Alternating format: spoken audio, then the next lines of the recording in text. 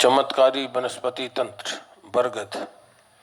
भारतीय संस्कृति में पीपल सबसे दीर्घायु, विशालकाय, स्वयंजीवी एवं घनी छाया वाला वृक्ष है। यद्यपि ये भी पीपल पाकड़ वर्ग का वृक्ष है, तथापि इसमें अनेक वृक्षों से कई बातों का मौलिक और बहुत बड़ा अंतर है। बरगद अथवा बट हिंदू संस्कृति में पूज्य वृक्ष हैं। इसके नाम पर सुहागिनी स्त्रियां बट सावित्री व्रत करती हैं। ये उनके लिए अक्षय सौभाग्यदायी माना जाता है। और भी कई प्रकार के पूजन विधान तथा तांत्रिक प्रयोग बट वृक्ष के संबंध में प्राप्त होते हैं। बरगद की लकड़ी सिवा जलाने के और किसी काम नहीं आती। इसके पत्तों की छाया बहुत घनी होती है। पत्तों को लोग पशुओं को चारे के रूप में भी देते हैं। इसके पत्ते कड़े मजबूत होते हैं, अतः गांवों की नाई बारी इनसे दोना पत्तल भी बनाते हैं। बरगद का पौधा आसानी से तैयार हो जाता है। इसकी हरी डाल काटकर कहीं भी गाड़ दें, वृक्ष के रूप में पर्याप्त छाया और लकड़ी देने के लिए तैयार हो जाएगी। ये भी बहुत पवित्र वृक्ष माना जाता है।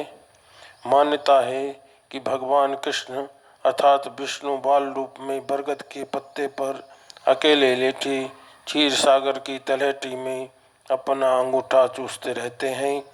महाप्रलय के पश्चात जब समस्त पृथ्वी मंडल जलमय हो जाता है, भगवान विष्णु का विराट रूप एक छोटे शिशु के रूप में बटपत्र पर लेटा सागर तल में शयन करता रहता है। बट वृक्ष का नाश नहीं होता, कहीं ना कहीं वो अवश्य पाया जाता है। कुछ ऐसे भी बट वृक्ष हैं जो अनादिकाल से पृथ्वी पर उपस्थित हैं। इन्हें कल्प वृक्ष या अक्षय बट कहते हैं।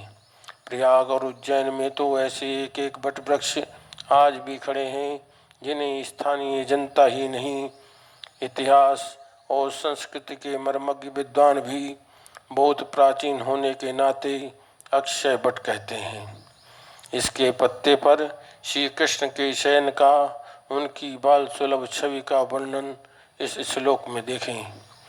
करार बिंदे निपदार बिंदम मुखार बिंदे बिनवेशयन्तम बटस्य पत्रस्य पुटे शयानम बालम मुकुंदम मनसा स्मरामि।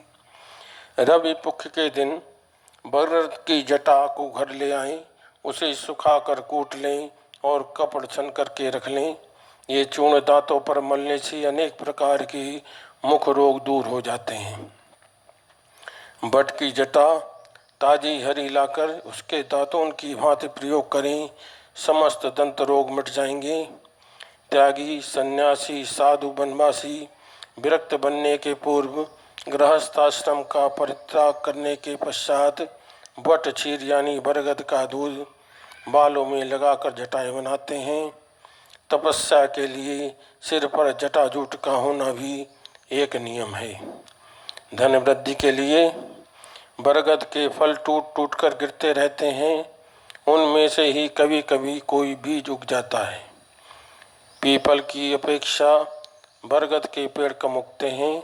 यदि आपको किसी बरगद की तले उसकी छाया के क्षेत्र में बट बीज से उत्पन्न कोई पौधा दिख जाए, हालांकि ये बहुत दुर्लभ संयोग है, अलभ्य जैसा, फिर भी यदि प्राप्त हो ही जाए तो उसे रवि पक्ष के दिन विधिवत ले आएं और उसकी पूजा करके कहीं दरवाजे या फुलवारी में लगा दें।